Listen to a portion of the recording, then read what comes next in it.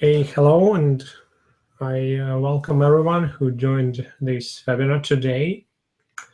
We're going to talk about trainings today, and we're going to talk about a very specific aspect of training.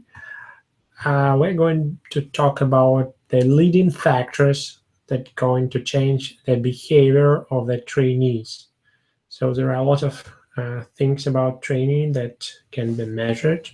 We can measure engagement right away after the training. We can measure the knowledge obtained, but what is often not measured, because it's not really easy to measure it, is how the training affects the behavior of the students, of the trainees, and also how the training helps to change the business performance, how the training impacts on the business performance.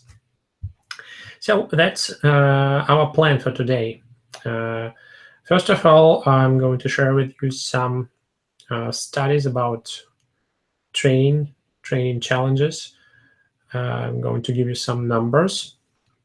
And then we'll discuss a 4-level model for the evaluation of the training, and respectively we'll talk a little bit about training key performance indicators for training.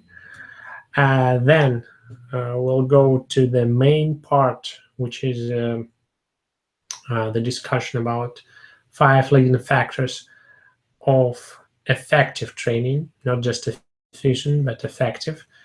The one that changes the behavior, the one that business performance. Then we'll talk about how to measure this impact on the business performance. And finally, as always before the webinar, we asked participants to share some challenges, to ask their questions. And we have got some really good, really interesting questions today.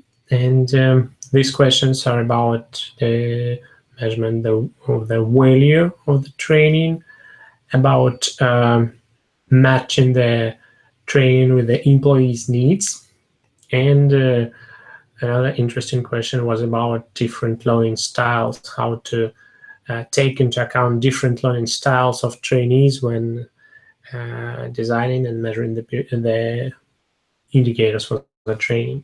So these are the blocks of the training. If you're watching this and also ask your questions via the comments box on the BC Designer on Air page, or if you go directly to YouTube Live, you will have the live chat where you can also ask your questions that we will review in the end of the webinar. So let's begin. And the first slide about studies that done the Association for Talent Development, ATD. These studies highlight a lot of interesting insights about training industry in general and training challenges. So, for example, we know the estimated budget for the training that organizations spend on average per employee. Or another interesting figure is how much the average training hour cost. So it's around $82, the data for 2016. So it also helps us to get an idea about what we are working with, what we are dealing with. And also have some average data, of course, about the number of hours that employees are trained. And well, this data, it gives us some idea about where the industry is on average. It doesn't mean that in your company it will be exactly the same, but it's a good starting point to analyze how you do training in your company. So if you're below average, above average. And another thing that I always recommend to do when you start measuring something is to have a quick estimation. I talk about this in my book, 10-Step Kpi System, and the importance of quick estimation. The idea of quick estimation is that sometimes we don't have enough resources, we don't have enough time to look into all of the details, to analyze all the details, to make conclusions, and so on and so forth. Sometimes what we need is to have a very quick, very rough estimation of how things are going on in the organization right now. Doesn't matter in what aspect. Right now we're talking about that training. And it would be great if by using this estimation we could get an idea about how we can improve. So in this case, such an estimation comes from the same source, the Association for Talent Development, ATD. And one figure that I was interested in is the budget for the budget for the training compared to the payroll. And one of the interesting facts is that if this budget is higher than 6% of payroll, then organizations can expect some higher performance in terms of sales per employee. That's really interesting because this can work as a quick estimation. So you can have a look at your company, and you can calculate the total that you spent on employee training, not just a formal training, but probably some other training activities that you do, and you can compare this budget to the payroll. So if you are below 6%, probably you have a space for improvement. So this is a quick estimation, and sometimes we don't need to have all the specific details, all the precise measurements. Sometimes we just need to have this quick estimation, and here you have it. So now let's talk about a 4-level model. It's also known as a Kirkpatrick model that is used to evaluate the efficiency and effectiveness of the training. And before going into discussing this model, let's present how the training. Let's imagine how a training process looks like. So normally we have some idea, some message that we or the trainer want to deliver to the audience. So we have here idea. Then we have the person or the organization that will deliver this training. Then we have the delivery process itself. So it might be a presentation, it might be a workshop, something like this.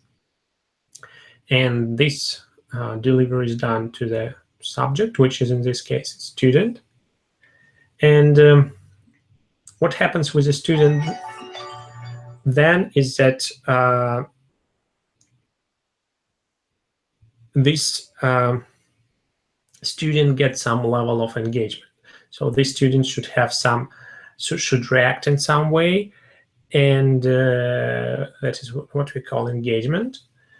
And this reaction should be converted into the knowledge, obviously, because we're not just interested in, let's say, emotional engagement. We are interested in learning what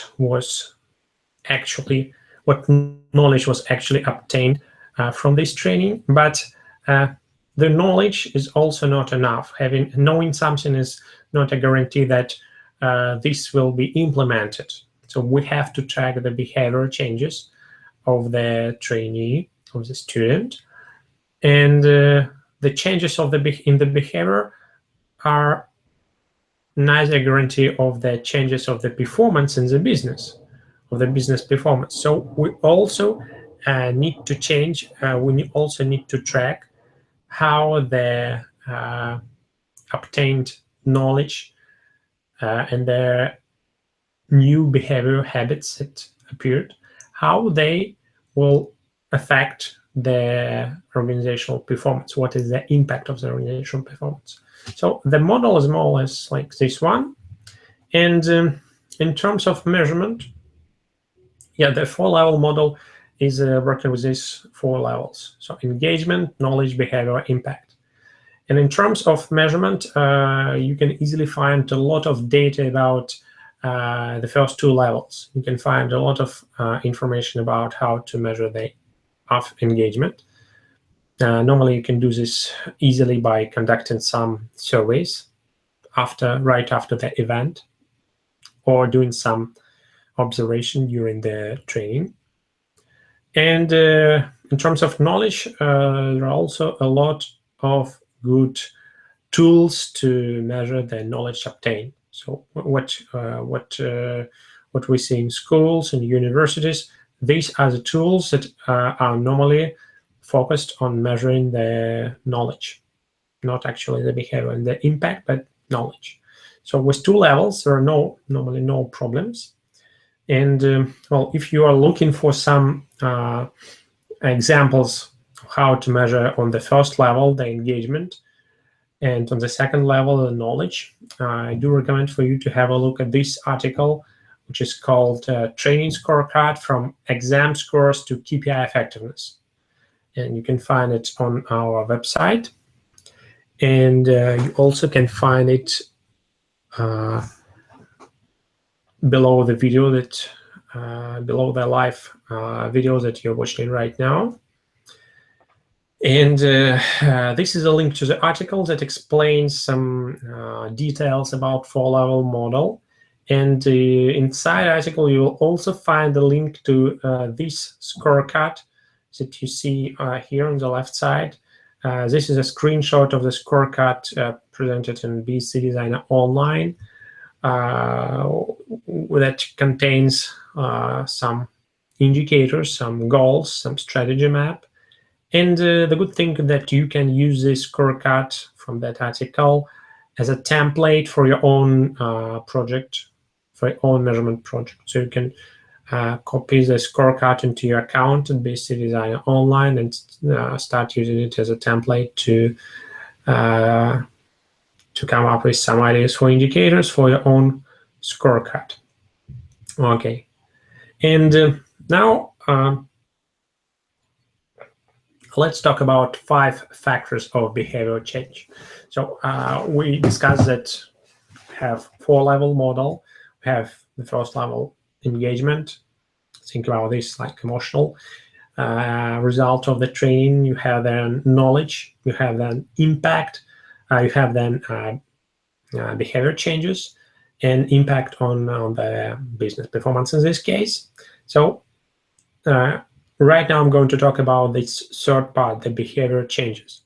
So what factors are related to the change of the behavior?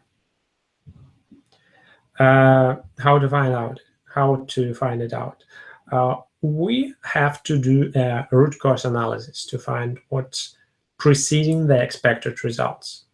Actually, this is one of this is another step that was discussed in the book that I mentioned before, the 10-step Kpi system. And let's practice it. Let's see how we can do this root cause analysis and go from the behavior change, from the expected behavior change, back to the 5 factors that can provoke this change.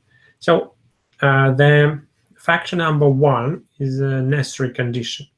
So imagine that you have to deliver training in your organization, and let's say you're trying to you're going to train someone from R&D, from research and development, and you are going to deliver a training, a sales training or marketing training. Obviously, it does make sense. So this person will certainly get some engagement level, and this person will certainly have some ideas from you, will remember something, some information, but we cannot expect that something will change in his or her behavior because it's not relevant in this context.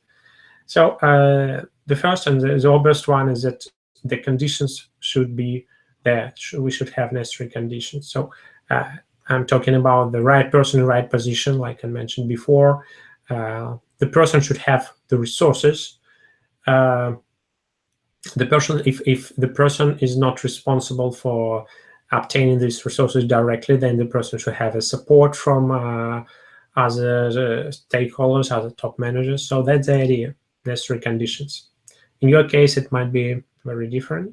So basically, check if you're not trying to sell ice to Eskimos. That's the idea. Okay, number 2, understanding. So if we expect that the training will change the behavior of the person, we need that this person understand this idea. As you remember, on the second level of the 4-level model was knowledge. So how the knowledge is different from understanding here. It's very similar, actually. And the idea is that understanding in this case is focused more on practical understanding of this. So instead of having knowledge, because if you're going to test knowledge, you will be using some tests, and there are a lot of people who are good at doing tests. But if you put them in a real situation, it appears that they're not able to reproduce what they have just reproduced in the test. That's because the tests have their limitations. So in this case, we're talking about understanding the practical aspect of knowledge, and to test it, to measure it, to find out if this person actually has this understanding. It is a good idea to ask the person to explain the key points of the information that he or she obtained. So if the person is able to explain these key points, then we can say that, yeah, there is an understanding there. And it's not necessary to do it after test, because it will be too late. The person didn't understand this and didn't have enough knowledge in this context, so it's too late.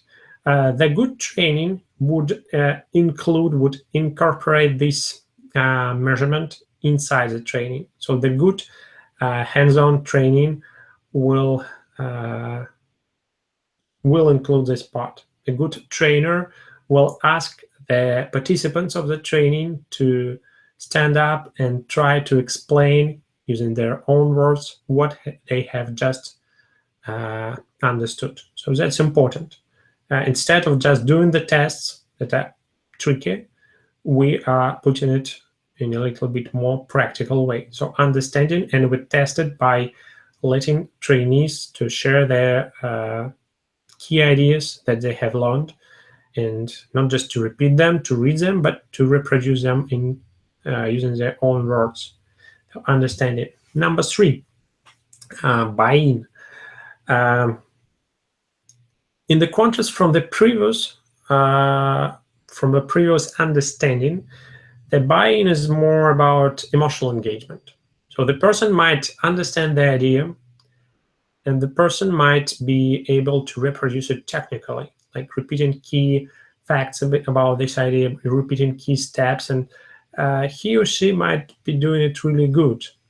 But what we actually want to do, and what we actually want to test, if this person got an emotional engagement into what we're trying to explain. And how to do this? The easiest way to do this is to put the discussed topic into some context. So we're not just talking about, let's say, how the key performance indicators can help to measure the performance. In this case, if we want to test this emotional engagement, if we want to test this buy-in, we need to ask, how do you see that the KPIs will change the performance measurement in your company? What problems do you think you will be facing? So when we put the person in this context, we will force this person to start thinking in this context and to start showing us where the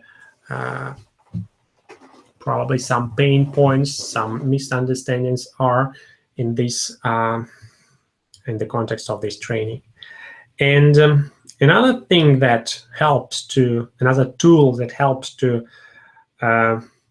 explain all the benefits, all the context of certain training, of certain aspect of the training, is to use strategy map that creates a visual picture. So for example, this is one of the examples of the strategy map. So we have here on the left, we have 4 perspectives: finance, customer, internal business process, and learning and growth. And if we pick some goal, like for example here, learning and growth, we can track back how this goal is connected to the goal in internal perspective, and how this goal is connected to the goal in the customer perspective. In this case, in this way, we're creating the context that also helps to create certain level of buy-in. That is one of the factors of changes in the behavior. So we're not just discussing a specific change. We are trying to understand, and we're trying to discuss it with our trainee, how this specific change will fit into the company strategy, and how this specific change will help to change the what we deliver to the clients, and finally how it will affect on their ultimate business performance. So that's really good, and that approach really helps to explain to the members of the team what is expected from them, why it's important, and we can expect this. In this way, the idea that we're translating during the training, these ideas will have better chances to get into the hearts of the people, not just in the heads of the people, not just in their minds. And below, I am sharing the link to the web page where you will find more examples of the strategy maps. Probably some of them will inspire your team to create something similar for your business. Factor number 4, readiness to use.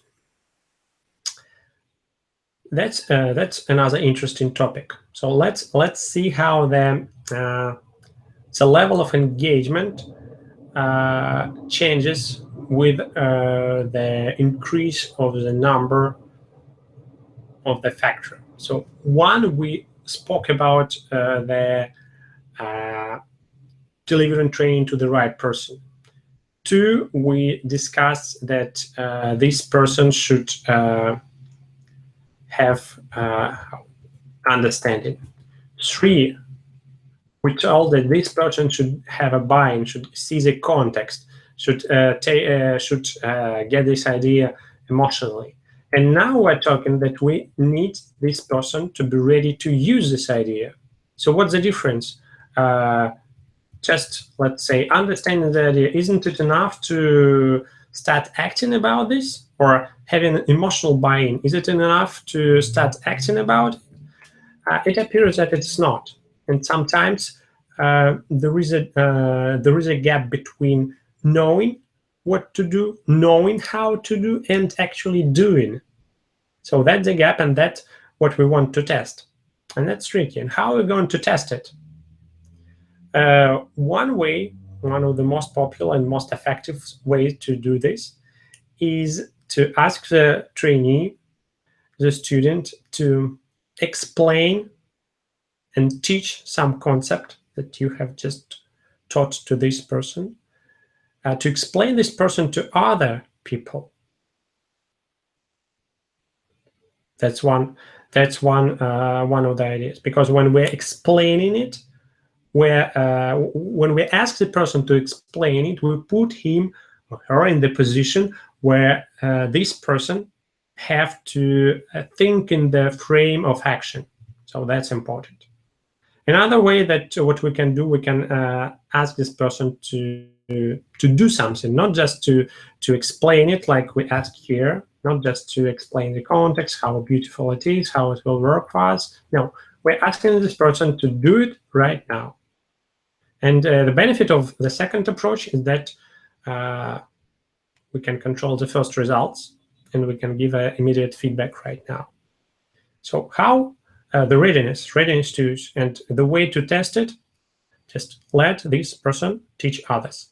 And one important idea, if this person is not able to teach another person, it means that we have a really good situation, because we really can understand what can be fixed, where the misunderstanding is, and how we can fix it right now during the training. So readiness to use. Finally, number 5, control points. Imagine a situation when, let's say, let's get back to the example with the Kpi training. Sometimes we do Kpi training and workshops, and we use it. So in that case, I mentioned that buy-in, when the person understands the context, why this is needed. The readiness to use is when this person is able to explain, to teach this idea. Now, okay, for example, the idea about the KPIs to other people.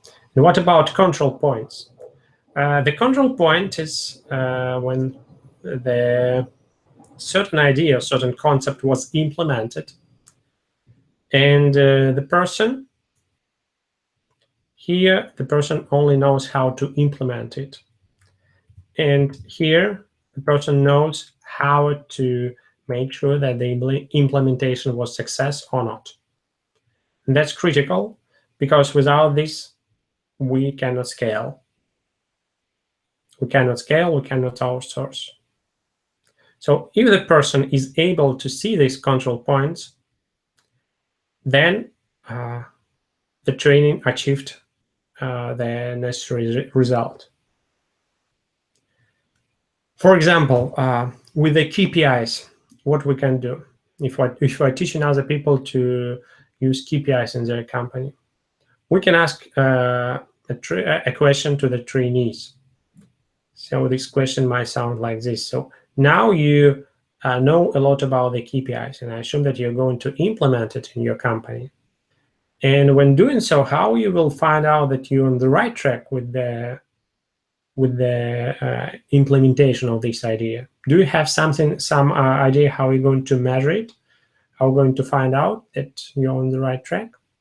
And if during the workshop that we do, we hear something like, we're going to measure the number of indicators that we have implemented, the number of indicators. This is a very rough action-oriented metric. It doesn't give us any idea about the achieved improvement.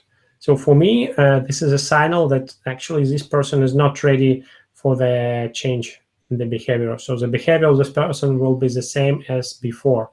And the training actually failed because this person did not understood anything about what we were presenting. So if person gives a different answer, and if the answer fits with the theme that was explained, and in the case of the KPIs, it might be related to something like, for example, we have a leading and lagging indicator for each business goal, or that we have a change KPIs, so it's also called strategic KPIs that help us to measure the new way of doing business, not just to improve all the best practices.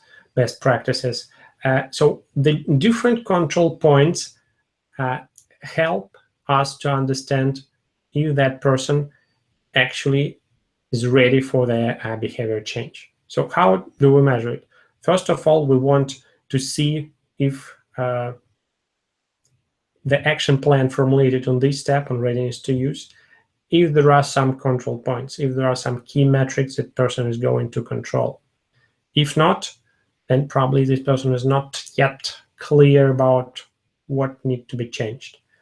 And also, we can practice what we called before the KPI freedom exercise. So we can allow this person to come up with some random indicators, not random, but some indicators that he or she thinks are relevant in this case. And we can have a look at these indicators. That will actually tell us if the understanding of the idea of this person is good enough, and if this person is ready for the change of the behavior or not. So these are the 5 key factors. Let's review them once again. 1, necessary condition. I'm ready for it. I mean, mentally and technically. 2, understanding. I have the knowledge. 3, buy-in. I accept it emotionally. I understand the context. 4, readiness to use. I have necessary skills. I have action plan, and I'm doing it.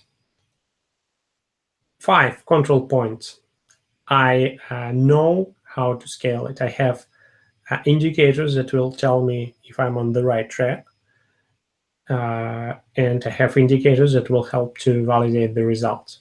So these are the 5 factors of behavior change. You can apply them to any training that you plan to do, and you can track them normally after the training or during the training to make sure that the delivered training will actually result into the behavior change. You can implement them in the training to increase its effectiveness. So we were talking about this 3rd level, the behavior, and what about this level, the impact? So we know how to understand how to measure if the training will change the behavior. It's hard to measure it before the training, but it's possible. We'll talk about this a little bit later. But we now know how to validate the results of the training to make sure that the ideas that were translated, that were explained during the training, will actually result into the change of behavior. Now, what about the impact? How can we track it? It's actually easy, but we have to define one thing. We have to define the stakeholders that we're dealing with, because the impact of the training, it won't be only on one aspect of your business. It won't be only on, let's say, on sales. Yeah? Sales is just one, or finance, or shareholders of your organization. This is just one aspect. And when we're talking about the stakeholders of organization, we can list a lot of them. For example, we can say finance or shareholders. We can mention employees. And when we're talking about employees, we can measure the impact of the training on the employees by measuring their productivity, engagement, retention, a lot of factors that we can measure, a lot of indicators that we can measure. We can measure the impact on the business systems, another stakeholder. So if we train our team to use some business system more efficiently, then we can track it by some usage metrics of the system that will tell us that people actually started using the system smarter, or at least started using this system, not just ignoring some of its functions. And for example, if we pick clients, like another important stakeholder, we can track the impact on clients by customer satisfaction metrics. So a lot of metrics, and before deciding how to measure the impact on the business, we need to decide what aspect of the business we want to analyze. We can analyze all of them, but I would suggest for you to prioritize a little bit to save your efforts. So imagine that you want to check, to measure the impact on the employees. So what can we measure? Before I mentioned that we can measure productivity, engagement, retention, something else. So for the engagement, again, if you below the video, you'll find the link to the engagement scorecard, which actually gives you some indicators, some template that you can use to measure the engagement level of the employees. So that's just one way to quantify and to measure it, one aspect. and you can build the similar indicators for other aspects, and respectively you will be able to measure it. And in one of the questions that we'll discuss in the end, we'll discuss in the details how to do the technical part, how to address the technical part. We'll discuss it in the details how to do this. So I was mentioned several times the 10-step Kpi System Book, and you can find it on Amazon, and I also shared the link to this book below the video. So it's a good idea to check it out and to have it on your table when you will be searching for new indicators. And one of the parts of the book is actually a template that you can use to brainstorm indicators. So it's good for anyone who is looking for tailor-made indicators. Now, before we go to the questions, to the three very interesting questions that I have answered in the details, I would like to remind you about the training event that we'll be doing in this November, 16 November in Lisbon, in Portugal this year. It goes under the theme Measuring and Improving Employee Engagement. And it's a full-day training that consists of 4 blocks. So the one block will discuss what employee engagement is and how to measure it. On the second block, we'll discuss how to improve employee engagement, and we'll be using training process as an example. And the block number 3 will discuss the toolkit that one needs to have.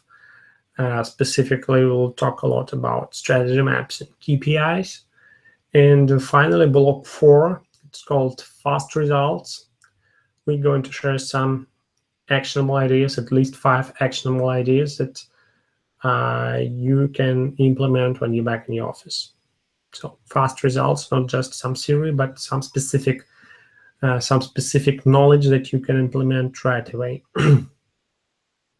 So that's the training, and the seats for this training are limited.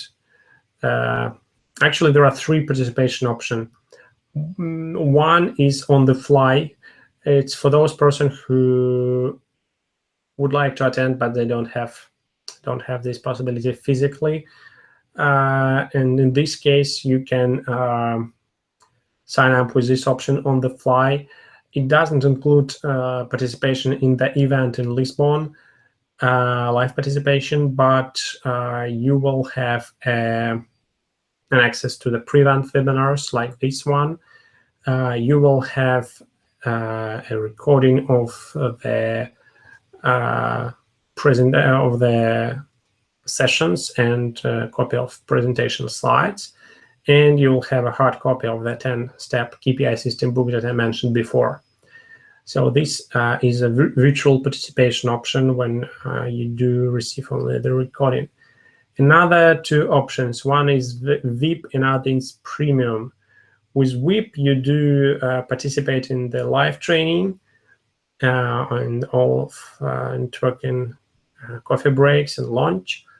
And the difference between the VIP and the Premium also includes additional hours, 2 hours of post-event private consultation. So you can do them on the next day, or you can do them later by arranging a Skype call to discuss some details that are very specific for your case, that have relevant for your case, and you can discuss them privately. Now, there are some early bird prices, but we have announced them like a week ago, and these super early bird prices will expire today. So it's today is the last day when you can buy any of the participation options for that event on the discounted price. So on the fly option will cost just 234 instead of 312, and the VIP will cost 383 instead of 510, and premium 684 instead of 1912. That's a super early bird price. If you think you might want to go, buy it today, because tomorrow we'll keep it until tomorrow to make sure that we to take into account the time difference, because we have users from all over the world, and someone might need to have few additional hours to buy it. But tomorrow the page with the discounted prices will be removed, and you can see on the page that you're using to watch this video, below you'll see the buy links with the discounted prices. So tomorrow this page, these links won't be working. So if you plan to participate, I do recommend you to sign up. And if you're not sure if you will come, at least you can sign up with on the flight option, and later you might want to upgrade it if needed. And if you is listening to this presentation and the recording, so most likely the prices will be on the level of normal early bird prices, which will held until 15th August, and then it will be a regular price. So this is how the prices will be changing. So the sign up link is in front of your eyes, and just go and decide, but you have to do it today. Now the questions. As I mentioned before, we had some really good questions today, and I wanted to discuss some of them in the details. Let me see if we have, yeah, the time is good. So one of the questions was how to see the ROI to convince the boss. So the second part is most interesting. How to convince the boss. So this is the specific purpose of measurement. We're not just trying to measure ROI, we're trying to measure the ROI to convince the boss. My recommendation in this case, it would be one, to forget about classical ROI. I mean, classical with a monetary return. It's too long term. You will need to wait too long time to get statistically valid results that would confirm that the training was a success and link it to actually link the financial outcomes to the training. It's too long. So instead of this, if the goal is to convince the boss, I would recommend to convert something like something that is normally HR specialist suggests something intangible, like we need to do this training, to convert it into something more tangible. So you can say that we need to do this training that will improve this, this, and this. And 1, 2, 3, these should be the factors of the behavior change. We discussed before the 5 factors of behavior change. So these should be the factors that apply, that can be applied in your domain. But these factors should be linked not to the knowledge, not to the engagement, but to the change of the behavior. I gave you some examples before. So if you present the idea in this way, I think your chances to get closer to the ROI are increasing, and the chances to sell this idea to boss are increasing as well. How to measure employee motivation? Another question. First of all, use the takeaways from this webinar. And I think we have 2 or 3 questions about motivation. So you probably missed the previous webinar, which was called 5 ways to quickly improve employee engagement. Very, very close to the motivation. So search for this webinar, get a recording, and you will see how you can address this problem as well. Another question, I have featured it in this way because it's really interesting. How to take into account different learning styles of trainees. So a few words about styles. There are different classifications. So I was searching for them, and I found one by Peter Honey and Alan Mumford. Another model was by David Kolb. And one of the popular model is learning modalities, which is comes under abbreviation VARK, visualizing, auditory, read, write, and kinesthetic. So let's use this model, VARK. And one thing to remember that it's a good idea to know about this, to know about different learning styles. When you design the training, or if you don't design the training yourself, when you discuss the training with a trainer, and when you need to find the control points for the level of engagement and the level of knowledge, the first two levels of the four-level model. So you need to keep in mind these four, these learning styles, not necessarily these four, but different learning styles when you design the training.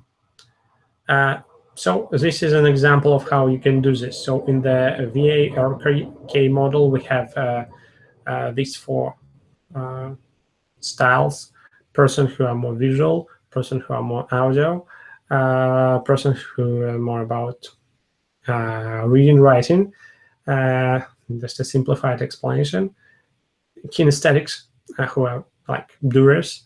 And for all of these persons, we can name the success factors for the training. So for those who like visual, the presentation should be engaging. Some slides, some good design, some charts. For persons that are more about audio perception, for them, the presentation skills of the lecture are important. For those who are more about reading, writing, in this case, you need to deliver some facts. You need to deliver give some templates to fill in. You need to give some tasks that involve some writing exercise, some things that is really good tasks. And finally, the kinesthetic doers, kinesthetic person, the doers. In this case, you need to make sure that your training is a hands-on, so it implies active participation, some group exercises. So, for example, this webinar that I'm doing right now, I hope that the visuals, that you like some of the visuals, not all of them. Some of them are really simple, but some of the visuals are really nice. I hope you like my presentation style, and you was able to understand most of the messages that I want to deliver via this webinar. And I shared with you a lot of facts. I gave you a link to the templates, and hopefully after this webinar, you will try to do something yourself. So the hands-on style, it's tough for this training because it's web-based, but I've got some questions beforehand, and these involve people actively. So the same should be repeated for your training. What about leading metrics? How we can measure all of this? The simple one: yes, no. If there were some charts in this presentation or no. If it was a nice design or no. Very simple, but still effective. The number of, we're not just saying, yes, there were some charts, some diagrams. We're saying there were 12 diagrams in that presentation, so it's 5% more engaging than the previous one, where we have just 10%, for example, just 10 slides. Good, but it's not about the quantity, it's about quality. So probably we can also measure the time dedicated to, let's say, to discussing some visual charts. So we can say, okay, so 20% of time we're discussing, we're showing some slides with the charts, but it's also not a perfect approach. So the most simple, or probably the most effective way to measure the against these factors, these success factors, is to use some example of some presentation, some training that you think is perfect or close to be perfect. So you can use this training as a scale to measure and to compare it to the trainings that you're going to make in your organization. So you can say, okay, from the viewpoint of visual engagement, the new training that we are considering to do is like 70% of the standards of the template training that we want to use as a high standard. But the presentation skills of the trainer are more developed, so we can expect a higher output in this context. So that's the idea. You can use different presentation to compare a different presentation with your one. And what about lagging indicators, lagging metrics? So the leading metrics helped us to understand if the training has necessary features to be able to attract necessary styles of trainees. And for the lagging indicators, we can pick some factors, some outputs that we can control. For example, if when you do a workshop and you announce that people will have an access to the slides, there are always some people who will still take pictures of the slides.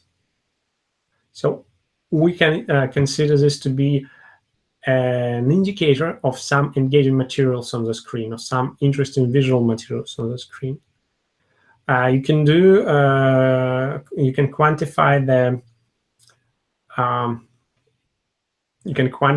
the presentation skills of the lecture by observing your trainees. So if the presentation style is engaging, you will never see people who are checking out the email in their smartphone. You will always see the kind of eye contact between the trainee and trainer. So that's how the presentation style of the trainer can be measured.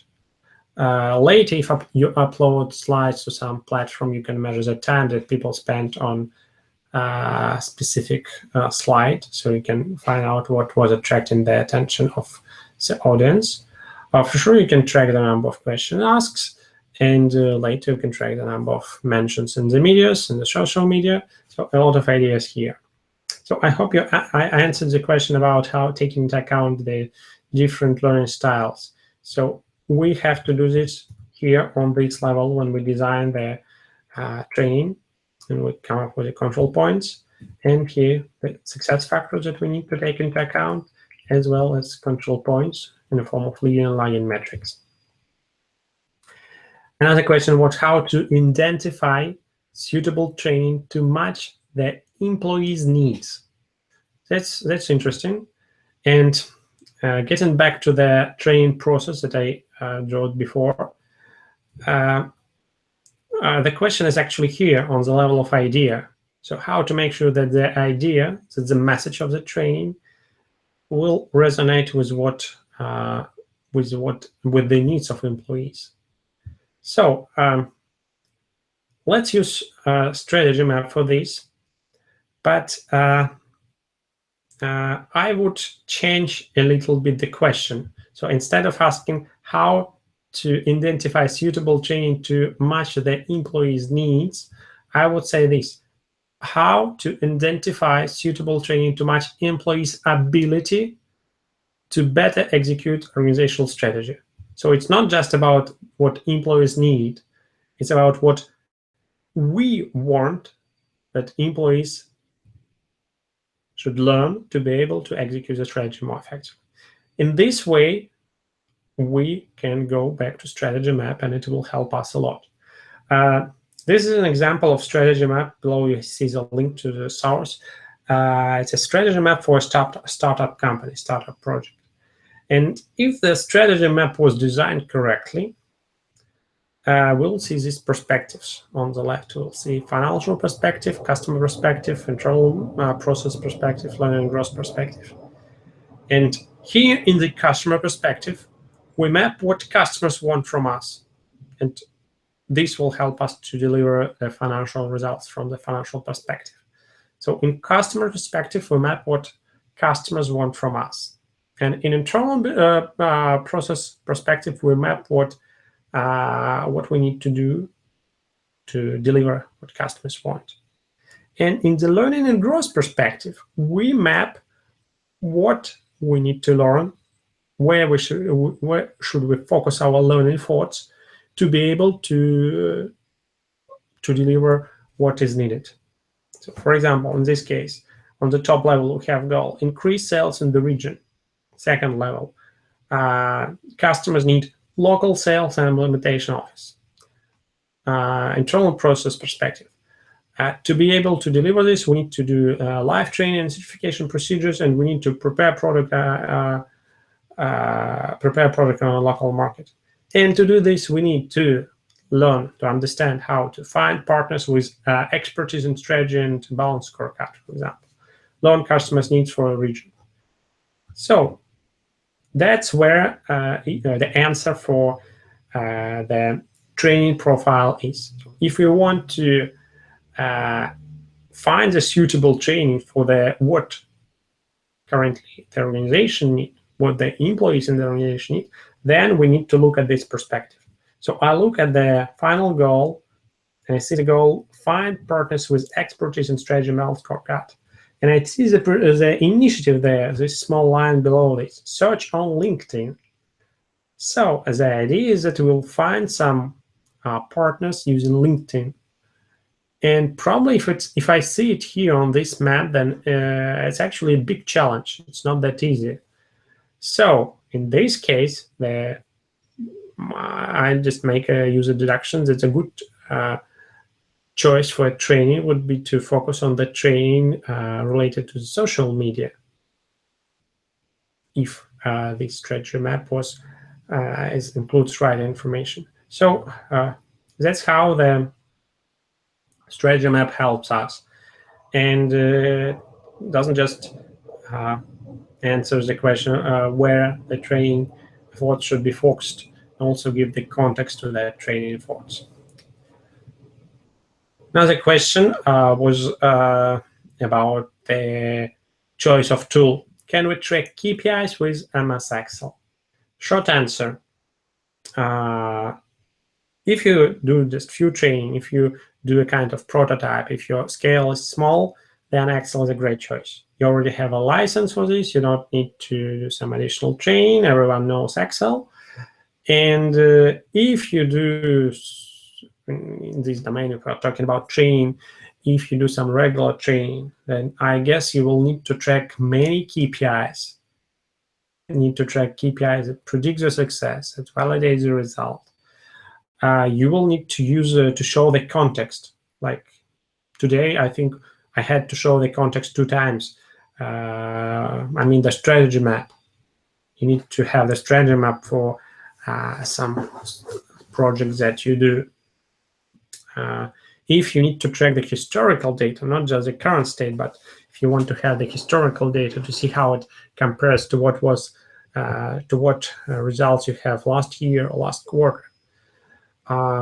If you need to, for example, track the KPIs, and you need to take into account the different weights of the KPIs, different importance of the KPIs, or if you need to compare different types of KPIs, like, for example, meters cubicus compared to US dollars. You cannot compare them directly. You need to normalize them before. If you need to do all of this, so you plan to do all of this, then of course it's a good idea to choose a professional tool for the scorecard, especially for the strategy scorecard or balanced scorecard. And well, have a look at our BC Designer online. I'm sure you will like it.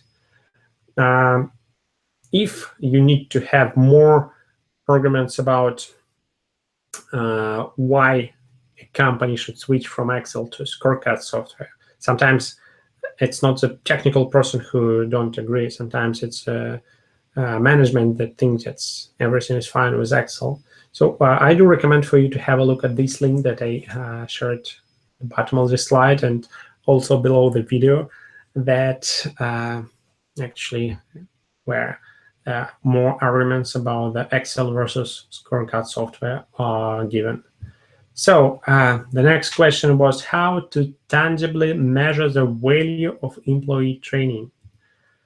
That's a tricky question. The value for whom?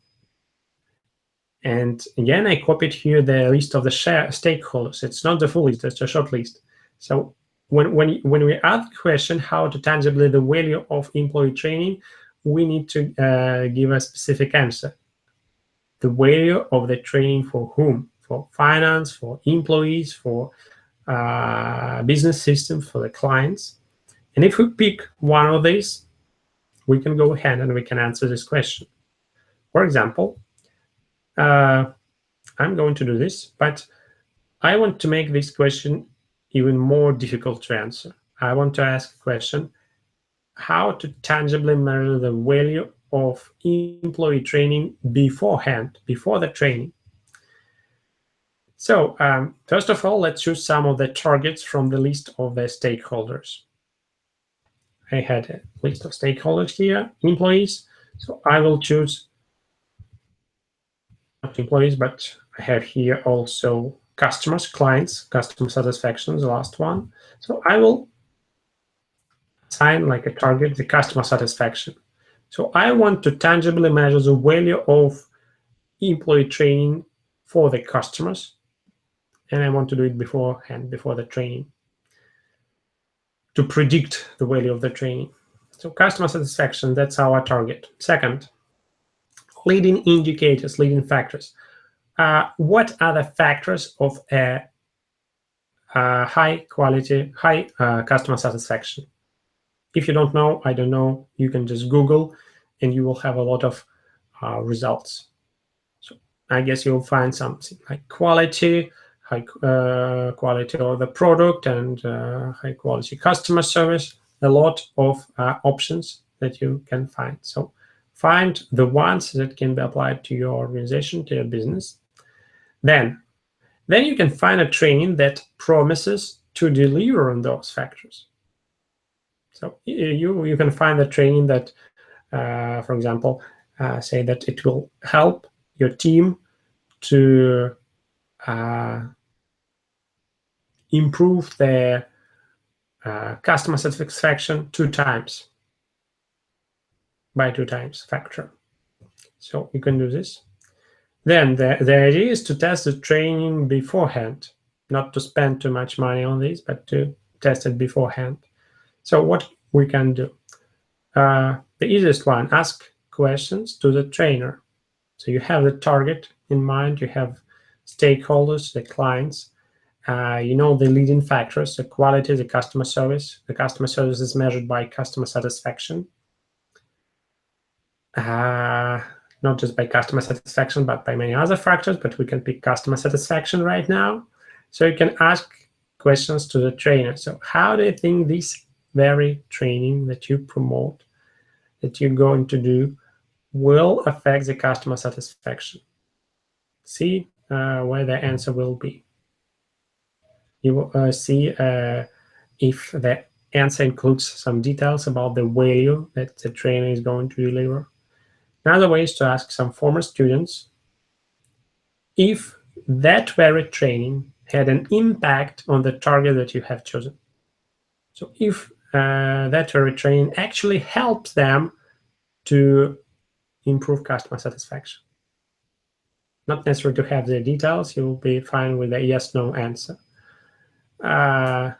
Again, you can try on small scale if you want. You can send just few persons from your organization to see if the training includes necessary ideas and if these ideas actually help to deliver the value for the specified stakeholder, in this case, customers. So that's it. Let me check if we have some questions.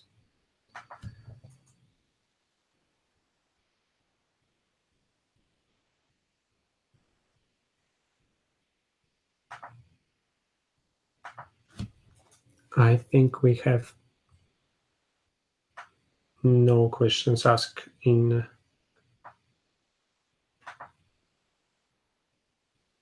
the live chat. So I hope you will see, will meet on the event measuring and improving employee engagement that we'll be doing in Lisbon that I have announced before. And if you want to participate in this event, make sure that you use the super early bird prices that we'll have listed on our website, and that will be working only for today. So most likely, if you're listening to the recording, most likely you have missed super early bid prices, but at least you will be able to use normal early bid prices. Thank you very much, and goodbye.